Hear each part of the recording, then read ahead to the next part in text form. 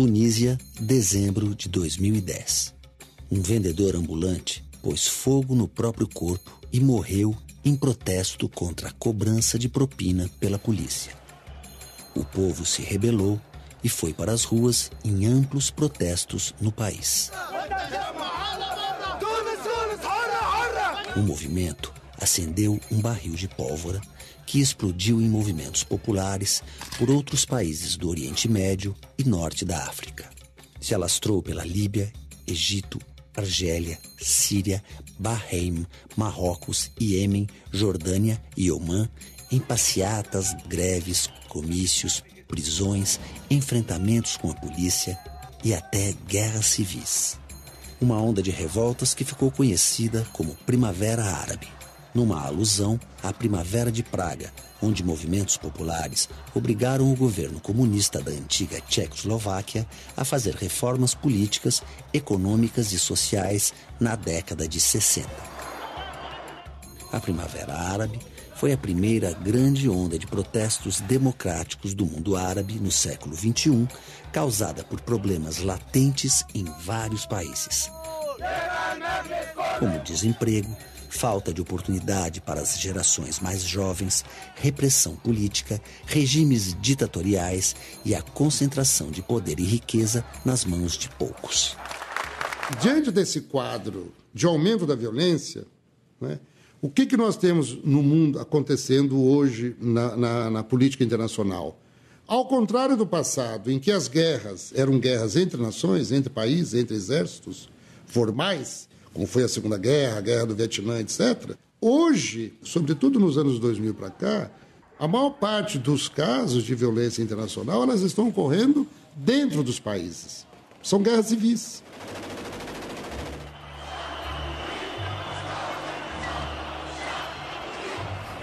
A Primavera Árabe chegou como um furacão político em alguns países.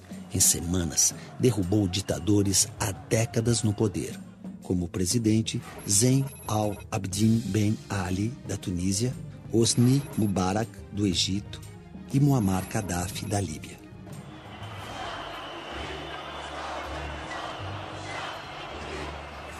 Inspirados nos resultados das manifestações na Tunísia, povos de outros países também começaram a se rebelar para derrubar governos.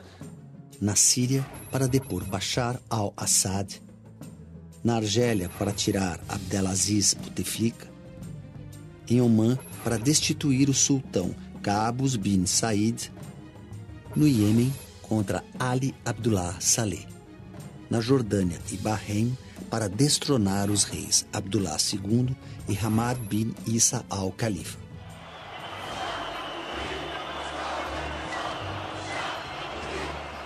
Na Líbia, Egito e Tunísia, a Primavera Árabe conseguiu rápidos resultados. O povo da Tunísia derrubou e prendeu o presidente Ben Ali por desvio de verbas, corrupção e fraudes. O país instalou um novo parlamento, convocou eleições e escreveu uma nova Constituição considerada uma das mais progressistas do mundo árabe. No Egito, a Primavera Árabe foi chamada de Dias de Fúria. Em 2 semanas de protesto, o movimento levou à renúncia do presidente Hosni Mubarak. Os militares chegaram a essa conclusão: olha, Mubarak vai ter que descer, apesar dele ser homem nosso, ele vai ter que descer do poder, porque não queremos reprimir a população. Então, foram os militares que, de fato, tiraram Mubarak, pressionados pela população. Depois da saída de Mubarak, uma junta militar assumiu temporariamente o poder no Egito até a realização de novas eleições, que levou ao poder o candidato da Irmandade Muçulmana, Mohamed Morsi, que em pouco tempo também foi deposto. Mohamed Morsi, ele começou a centralizar poderes nas suas mãos. Além disso, aprovou uma constituição que era bastante mais islamizada do que a que existia antes, ou seja, uma tentativa de controlar costumes maior do que havia antes. As primeiras medidas do Morsi demonstram o quê? Demonstram uma clara guinada da Irmandade em direção a um radicalismo islâmico. E é isso que assusta tanto os setores conservadores e secularizadas da população, da sociedade egípcia, quanto o mundo ocidental, que vê nisso um risco de uma espécie de uma islamização do Egito perigosa para o projeto de aproximação da democracia egípcia ou da cena política egípcia com o Ocidente. Isso, ao mesmo tempo em que desagradou toda essa juventude, essa vanguarda revolucionária, também entrou em conflito com os militares, que continuaram sendo ali, no pano de fundo, né, nos bastidores, o alicerce do regime. Eles nunca deixaram de ser. Então, Mohamed Morsi conseguiu se desentender com militares e conseguiu se desagradar a vanguarda revolucionária egípcia. Isso levou finalmente à sua deposição. Este ponto é um ponto muito importante para entender o porquê da perda de apoio popular para a Irmandade, né? E que a levou à radicalização, e com a radicalização, nesse enfrentamento, um grupo que foi tornado um grupo terrorista, pura e simplesmente proscrito. Com a saída de Morsi, o Marechal Abdel Fattah al-Sisi foi eleito novo presidente do Egito e os militares voltam ao poder no país. Essa mesma instituição deu um golpe branco, né, e retomou o poder, mas não do modo como ele era exercido por Mubarak, numa ditadura, pura e simplesmente uma ditadura. Mas não vai implantar um regime democrático tal e qual nós conhecemos no mundo ocidental, uma democracia originalíssima egípcia, em que as Forças Armadas têm um poder político muito grande. Os protestos no Egito continuam entre os que são contra a volta dos militares ao poder. Na Líbia, a Primavera Árabe se transformou em guerra civil para trocar o governo de Muammar Gaddafi. Ele tinha um poder absoluto, não permitia qualquer tipo de oposição dentro do país, vinha historicamente reprimindo opositores políticos, colocando na cadeia, ou seja, não foi algo recente isso durante todo o seu regime, e tinha muito poder por causa da exploração do petróleo.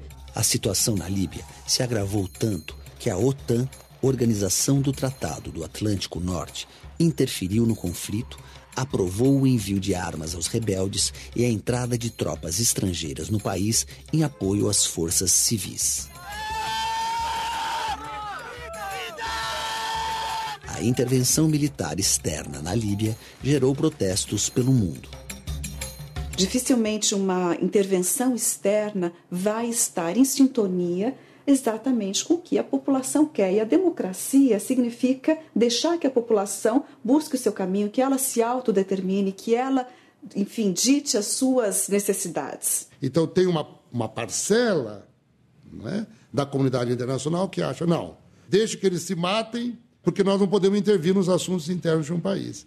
Escuta, mas é um ditador que está lá há 40 anos, sanguinário, mandando tanques atirar em jovens desarmados no meio da rua. Nós vamos permitir isso? Então, as intervenções externas, quando dizem que vão levar à democracia, lamentavelmente, não é isso que de fato acontece. Tem uma agenda política, que é uma agenda ditada pelo interesse externo e não pelo interesse da população. Por que é que houve intervenção na Líbia e não na Síria? Porque a Líbia tem petróleo e a Síria não tem. Eu quero dizer que há limites para a não intervenção. Não há nenhum princípio de soberania que justifique que uma ditadura sanguinária massacre o seu povo, e enquanto a comunidade internacional assiste passivamente a esse tipo de coisa.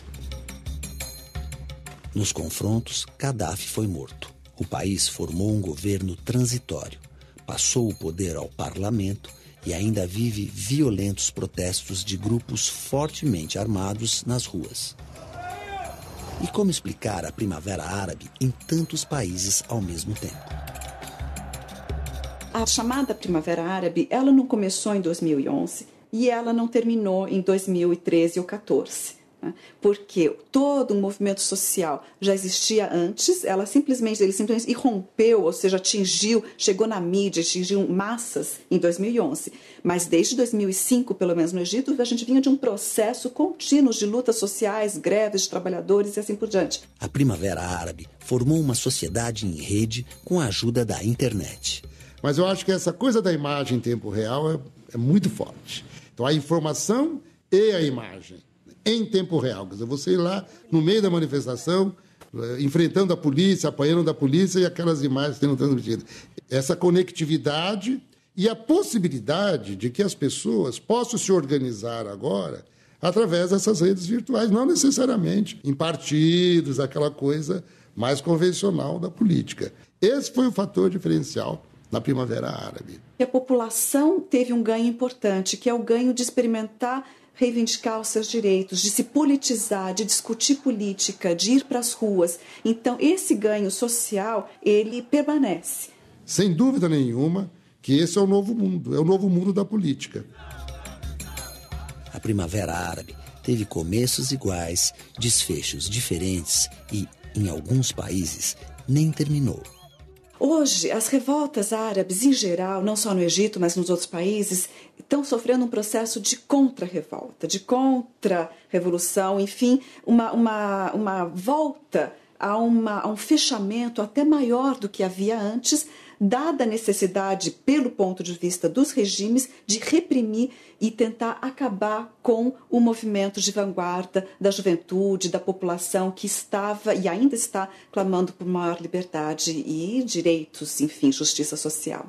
Há uma tentativa da parte dos países da União Europeia, sobretudo França, Itália, Inglaterra, Alemanha, os países da União Europeia e da OTAN, né? E da parte dos Estados Unidos, de, se não dominar a direção desse movimento, mas tentar orientá-lo para convergir com os interesses do Ocidente.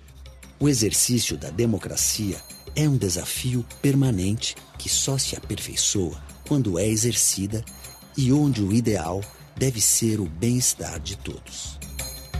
Para se criar democracia, não basta haver eleições. É preciso criar ou recriar, construir e reconstruir instituições, partidos, sindicatos, associações, liberdade religiosa, direito às minorias, então direito de organização, de manifestação, direito ao estudo, direito ao trabalho, direito de ir e vir. Esse direito não basta você ter uma Constituição formalmente democrática. É preciso que essa Constituição encontre respaldo na vida cotidiana dos cidadãos. E como dizem os árabes, Inshallah, que assim seja.